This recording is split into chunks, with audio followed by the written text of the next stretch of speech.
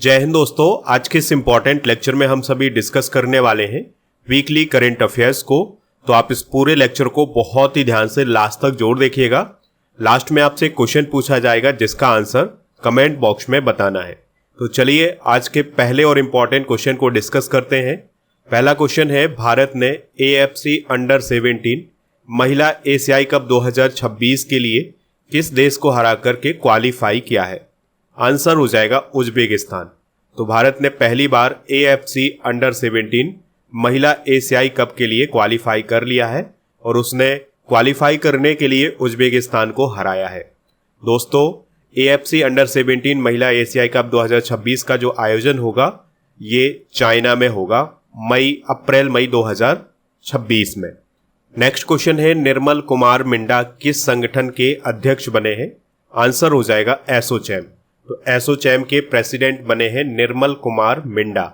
एसोचैम का full form होता है associate chambers of commerce and industry of India. 1920 में इसकी स्थापना होती है। नई दिल्ली में इसका मुख्यालय है और इसका उद्देश्य है भारत में व्यापार, उद्योग और आर्थिक विकास को बढ़ावा देना। इसका काम है नीति निर्माण में सहयोग करना। अगला क्वेश्चन है, वैज्ञानिकों ने ताफ्तान ज्वालामुखी में फिर से विस्फोट होने के संकेत बताए हैं। यह किस देश में है? आंसर हो जाएगा इसका ईरान। तो ईरान में है ताफ्तान ज्वालामुखी। तो इसमें फिर से विस्फोट होने के संकेत बताए गए हैं वैज्ञानिकों के द्वारा। तो आपको याद रखना है कि ये किस देश में है? ईरान में है। किस राज्य ने जुकोव घाटी को वैश्विक मानकों वाले 50 पर्यटन स्थलों की राष्ट्रीय योजना के तहत शामिल किया है? आंसर हो जाएगा नागालैंड। ठीक है, तो दोस्तों नागालैंड सरकार ने जुकोव घाटी को वैश्विक मानकों वाले 50 पर्यटन स्थलों की राष्ट्रीय योजना के तहत नॉमिनेट किया है। और ये जो जुकोव घाटी है ये नागालैंड मणिपुर की सीमा पर स्थित है। अगला क्वेश्चन है, किस देश को 2025 से 28 के लिए संयुक्त राष्ट्र वैश्विक भू स्थानिक क्षेत्रीय समिति का सह अध्यक्ष चुना गया है? आंसर हो जाएगा इसका इंडिया। तो इंडिया को 2028 तक के लिए एशिया और प्रशांत क्षेत्र के लिए संयुक्त राष्ट्र वैश्विक भू स्थानिक सूचना प्रबंधन की क्षेत्रीय समिति का सह अध्यक्ष चुना गया है। अगला क्वेश्चन है, भारत के सर्वोच्च न्यायालय द्वारा गठित एक विशेष समिति में नियुक्त होने वाली पहली ट्रांसजेंडर व्यक्ति कौन बनी है? तो उनका नाम है अक्कई पद्मशाली। तो दोस्तों अक्कई पद्मशाली को भारत के सुप्रीम कोर्ट द्वारा गठित एक विशेष समिति में सदस्य नियुक्त किया गया है। यह समिति ट्रांसजेंडर व्यक्तियों के अधिकारों की रक्षा और समान अवसर नीति तैयार करने के लिए बनाई गई है। अगला क्वेश्चन है, 11वां भारत अंतर्राष्ट्रीय विज्ञान महोत्सव 2025 कहां आयोजित किया जाएगा? तो यह चंडीगढ़ में आयोजित किया जाएगा 6 से 9 दिसंबर 2025 तक। इस वर्ष की थीम क्या है? विज्ञान से समृद्धि, आत्मनिर्भर भारत के लिए। अगला क्वेश्चन है, माइकल रेड्रिएनिरिना को किस देश का ट्रांजिशनल राष्ट्रपति नियुक्त किया गया है? आंसर हो जाएगा मेडागास्कर। तो मेडागास्कर के ट्रांजिशनल राष्ट्रपति कौन बने हैं? माइकल रेड्रिएनिरिना। ठीक है, मेडागास्कर की बात करें तो एंटानानारिवो इसकी कैपिटल है और मेडागास्कर अफ्रीका कॉन्टिनेंट का एक पार्ट है और इसे ग्रेट रेड आइलैंड के नाम से भी जाना जाता था। यह दुनिया का 5वां सबसे बड़ा द्वीप है। मेडागास्कर को बायोडाइवर्सिटी हॉटस्पॉट भी माना जाता है। अगला क्वेश्चन है, वर्ष 2025 का विश्व का सर्वश्रेष्ठ पर्यटन गांव किसे घोषित किया गया है? तो आंसर हो जाएगा ब्लेड, स्लोवेनिया। तो दोस्तों स्लोवेनिया के शहर ब्लेड को संयुक्त राष्ट्र की पर्यटन एजेंसी ने आधिकारिक तौर पर इस वर्ष के विश्व के सर्वश्रेष्ठ पर्यटन गांव के रूप में नॉमिनेट किया है। अगला क्वेश्चन है, चंद्रमा पर सौर विस्फोट के प्रभाव का पहली बार पता किसने लगाया है? आंसर हो जाएगा चंद्रयान 2 ने। तो दोस्तों इसरो के चंद्रयान 2 ऑर्बिटर ने पहली बार यह देखा है कि सूर्य से निकले सौर विस्फोट का चंद्रमा की सतह और वातावरण पर क्या प्रभाव पड़ता है। तो यह खोज यह सिद्ध करती है कि सूर्य की जो गतिविधियां हैं वो बिना वायुमंडल वाले पिंडों को भी प्रभावित करती हैं। अगला क्वेश्चन डिस्कस करने से पहले आपको बता दें कि चंद्रयान 2 जो है ये इसरो के द्वारा 2019 में लॉन्च किया गया था। अगला क्वेश्चन है, इच्छा मृत्यु को वैध बनाने वाला यानी लीगल बनाने वाला पहला लैटिन अमेरिकी देश कौन बना है? आंसर हो जाएगा उरुग्वे। ठीक है, तो इच्छा मृत्यु को अभी हाल ही में उरुग्वे देश ने लीगल बनाया है। तो अगर कोई व्यक्ति गंभीर बीमारी से पीड़ित है तो वो चिकित्सीय सहायता से सम्मान पूर्वक मृत्यु का विकल्प चुन सकता है, यानी उसे इच्छा मृत्यु का अधिकार दिया गया है। भारत सरकार ने कितनी लागत से कपास क्रांति मिशन शुरू किया है? आंसर हो जाएगा 600 करोड़। तो दोस्तों, भारत सरकार ने 600 करोड़ रुपए की लागत से कपास क्रांति मिशन हाल ही में शुरू किया है, जिसका उद्देश्य है भारत में उच्च गुणवत्ता वाली कपास का उत्पादन बढ़ाना। अगला क्वेश्चन है, अयोध्या दीपोत्सव 2025 में कितने दिए जलाकर गिनीज वर्ल्ड रिकॉर्ड बनाया गया है? आंसर हो जाएगा 26.17 लाख। तो उत्तर प्रदेश ने 9वें दीपोत्सव समारोह के दौरान राम की पैड़ी सहित अयोध्या के 56 घाटों पर 26,17,215 दिए जला करके एक गिनीज वर्ल्ड रिकॉर्ड बनाया है। इसके अलावा 2,128 वेदाचार्यों द्वारा सरयू नदी के तट पर महाआरती और वैदिक श्लोकों का पाठ करके एक नया रिकॉर्ड भी बनाया गया है। अगला क्वेश्चन है, पहला राज्य खनन तत्परता सूचकांक किस मंत्रालय के द्वारा जारी किया गया है? तो दोस्तों, अभी हाल ही में खान मंत्रालय के द्वारा पहला राज्य खनन तत्परता सूचकांक जारी किया गया है। ठीक है, तो इसका उद्देश्य है खनन क्षेत्र में सुधारों को बढ़ावा देना। इसकी रैंकिंग की बात करें तो श्रेणी फर्स्ट में या श्रेणी ए में मध्य प्रदेश पहले, राजस्थान दूसरे, गुजरात तीसरे है।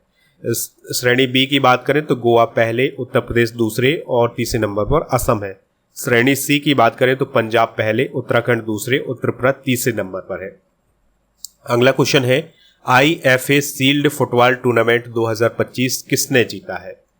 तो दोस्तों, इस क्वेश्चन का राइट आंसर हो जाएगा मोहन बागान ने। तो मोहन बागान ने 22 साल बाद IFA सील्ड फुटबॉल टूर्नामेंट हाल ही में जीता है। ठीक है, और मोहन बागान ने ईस्ट बंगाल को हरा करके ये जीता है। ये फुटबॉल टूर्नामेंट है, ये आप याद रखिएगा। दोस्तों, IFA सील्ड भारतीय फुटबॉल संघ द्वारा आयोजित एक फुटबॉल प्रतियोगिता है जिसकी स्थापना 1893 में हुई थी और इसको सबसे ज्यादा बार ईस्ट बंगाल की टीम ने जीता है, 29 बार। अगला क्वेश्चन है, गृह मंत्रालय ने हाल ही में किस धर्म को अलग जनगणना कोड देने की मंजूरी दी है? आंसर हो जाएगा वाथो धर्म। तो दोस्तों, गृह मंत्रालय ने बोडो समुदाय के पारंपरिक वाथो धर्म को अलग जनगणना कोड देने की मंजूरी दी है। अब अगली जनगणना में वाथो धर्म को एक अलग कॉलम और कोड में दर्ज किया जाएगा। वाथो धर्म जो है वो बोडो जनजाति का पारंपरिक और सबसे पुराना धर्म है और दोस्तों, इसमें शिवराय नामक देवता की पूजा की जाती है और वाथो धर्म में तुलसी के पौधे को पवित्र माना जाता है। अगला क्वेश्चन है, state of finance for forest 2025 report किस संस्था ने जारी की है? तो UNEP ने इसको जारी किया है। तो UNEP की state of finance for forest 2025 report को जारी किया गया है। इसका मुख्य उद्देश्य वनों की वित्तीय स्थिति का वैश्विक मूल्यांकन करना। तो 2023 में वनों पर कुल निवेश किया गया था $84 अरब। 2030 का लक्ष्य है $300 अरब का। 2050 का लक्ष्य है $498 का। हाल ही में किस देश ने बुर्का और नकाब पहनने पर प्रतिबंध लगाया है? आंसर हो जाएगा पुर्तगाल। ठीक है, तो पुर्तगाल की संसद ने एक नया कानून पारित किया है जिसमें सार्वजनिक स्थानों पर बुर्का और नकाब पहनने पर बैन लगाया गया है, प्रतिबंध लगाया गया है। लेकिन जो धार्मिक स्थल है, हवाई जहाज है और राजनयिक परिसर है, वहां पर बुर्का पहनने की अनुमति रहेगी।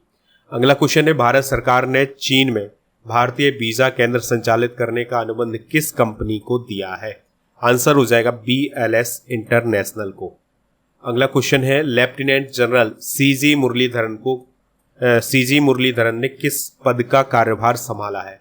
आंसर हो जाएगा चिकित्सा सेवा महानिदेशक सेना। तो दोस्तों, चिकित्सा सेवा महानिदेशक सेना कौन बने हैं? CG मुरलीधरन।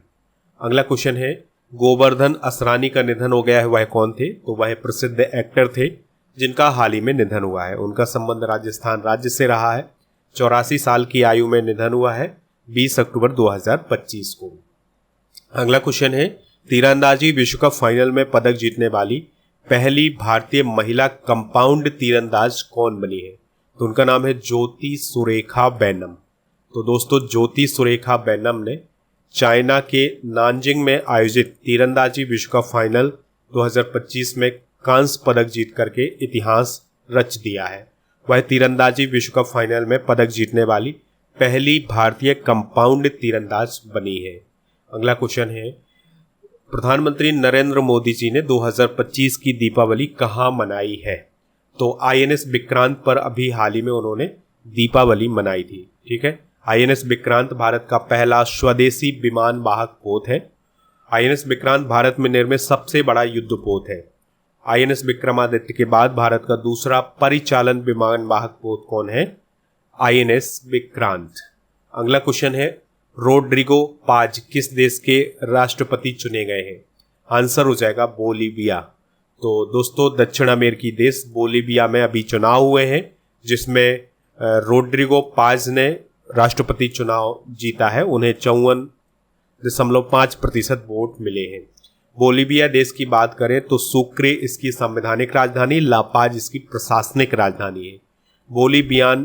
बोलीवियानो इसकी करेंसी है। इसकी सीमा ब्राजील, पेरू, चिली, अर्जेंटीना और पैराग्वे से लगती है।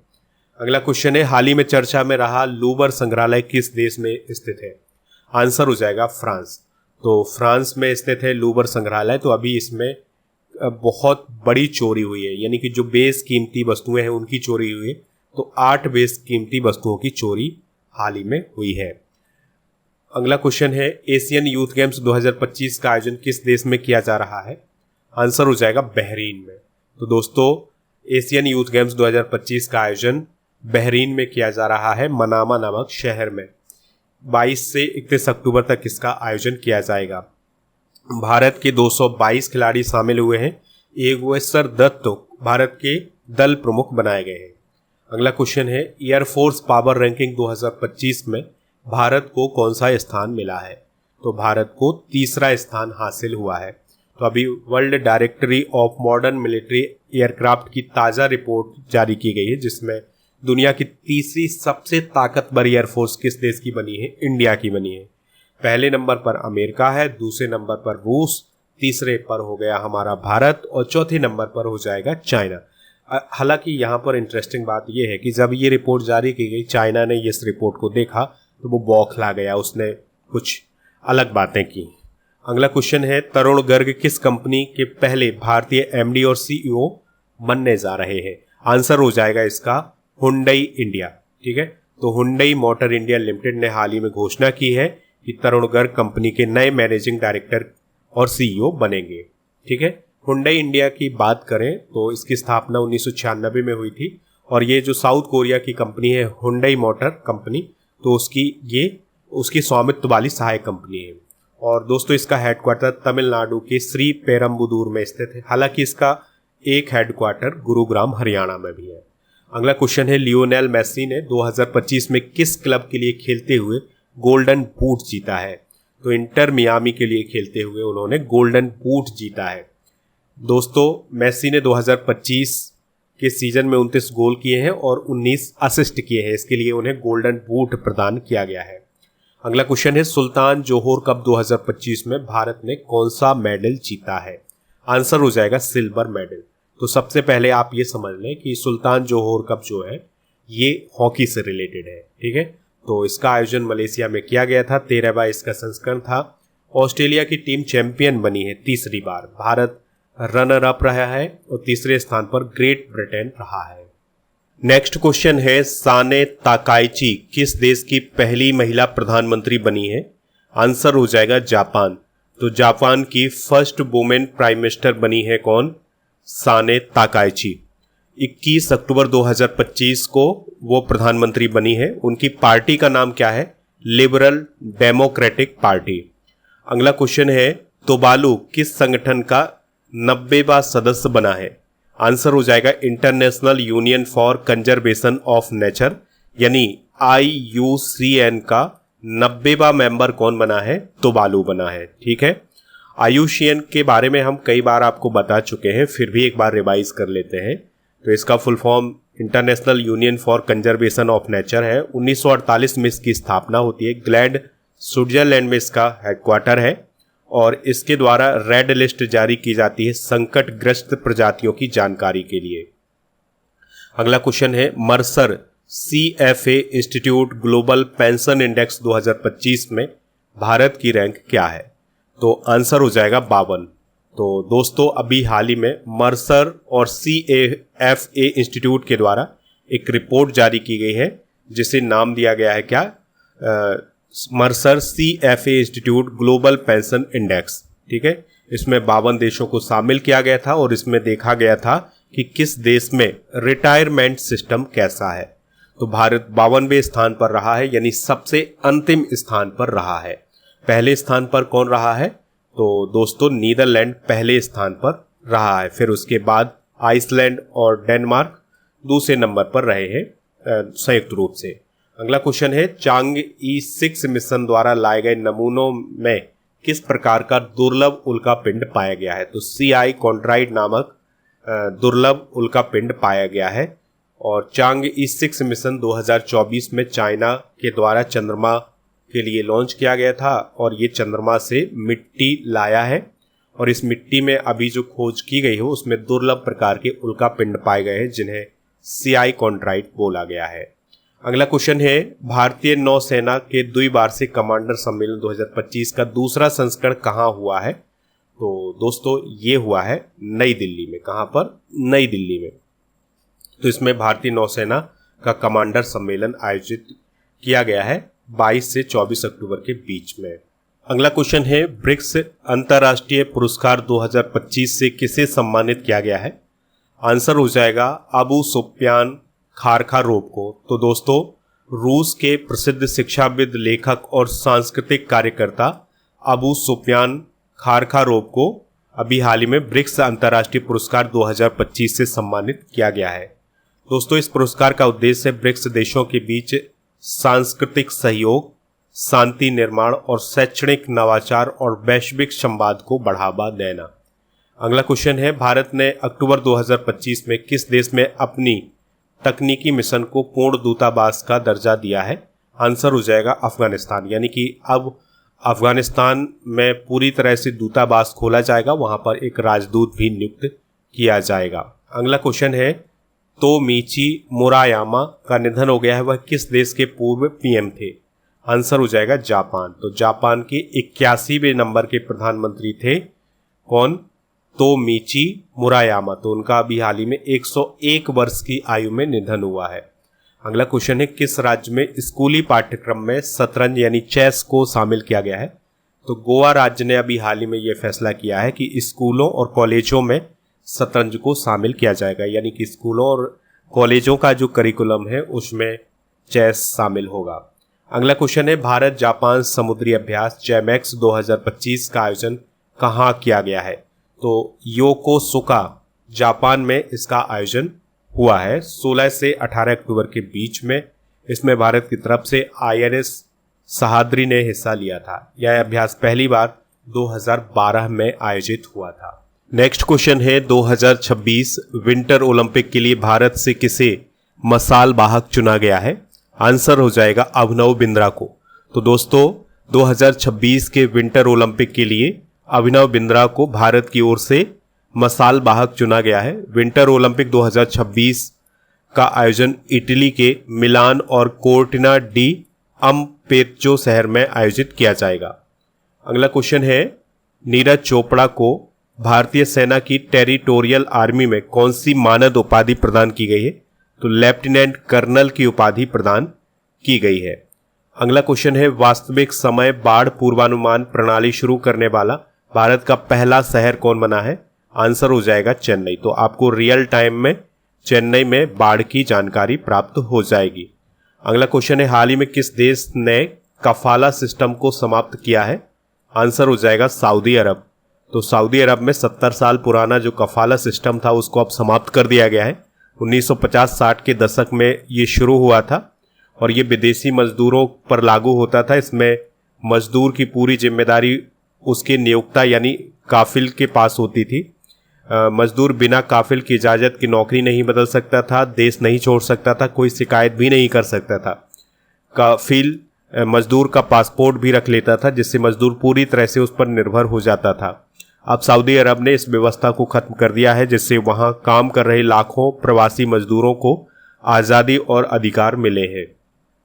अगला क्वेश्चन है, भारतीय सेना द्वारा गठित की गई बटालियन का नया नाम क्या है? आंसर हो जाएगा भैरव। तो भैरव नाम की एक नई बटालियन गठित की गई है भारतीय सेना के द्वारा। दोस्तों, इस प्रकार से हमने इस वीक के इंपॉर्टेंट करेंट अफेयर्स के क्वेश्चन डिस्कस कर लिया है। आप स्टडी करके ऐप को इंस्टॉल कर लें। टेस्ट सीरीज वाले ऑप्शन पर जाएंगे तो आपको कंप्यूटर स्पेशल टेस्ट मिल जाएगा, ये अभी लॉन्च किया गया है। इसके अलावा यहाँ पर बहुत सारे टेस्ट हैं जो आप दे सकते हैं। और दोस्तों, आपको ऐप पर लास्ट 6 मंथ के करेंट अफेयर्स की e book, monthly current affairs की e book, yearly current affairs की ई बुक, ये सभी मिल जाएगी। इसके अलावा राजा गुप्ता सर का जो अर्जुन जीएस फाउंडेशन बैच है, ये भी आपको प्रीमियम कोर्स वाले ऑप्शन पर मिल जाएगा। तो आपको अर्जुन जीएस फाउंडेशन बैच पर जाना है, बाय नाउ वाले ऑप्शन पर क्लिक करना है, अप्लाई कूपन यूज करना है दिवाली 500, तो आपको इसमें छूट मिल जाएगी। एमपी पुलिस भर्ती आई है, इसके लिए भी बैच लॉन्च किया गया है। GK GS foundation complete online batch आपको ऐप पर मिलेगा। आज आपके लिए क्वेश्चन है, IFA सील्ड फुटबॉल टूर्नामेंट 2025 किसने जीता है? जो भी इसका राइट आंसर हो कमेंट बॉक्स में जरूर बताएं। और ऐप पर आपको बहुत सारी PDF, ई बुक, कोर्स, ये सभी मिल जाएगा, तो ऐप को भी आप ज्वाइन कर सकते हैं। दोस्तों, 2024 और 2025 की जो मंथली करेंट अफेयर्स की ई बुक है, उसका पैकेज भी आपको ऐप पर मिलेगा 199 रुपए में, तो इसको भी आप प्राप्त कर सकते हैं। टेलीग्राम चैनल जरूर ज्वाइन करें जिसका नाम स्टडी कर ऑफिशियल है। और दोस्तों, आपको जीके जीएस की ये सभी ई बुक ऐप पर मिल जाएंगी, तो इनको प्राप्त कर सकते हैं। और टेस्ट पास वाले ऑप्शन पर जाकर के डेली करेंट अफेयर्स का टेस्ट दे सकते हैं। यहाँ पर आपको 4000 से अधिक टेस्ट मिलेंगे 1 साल की वैलिडिटी के साथ।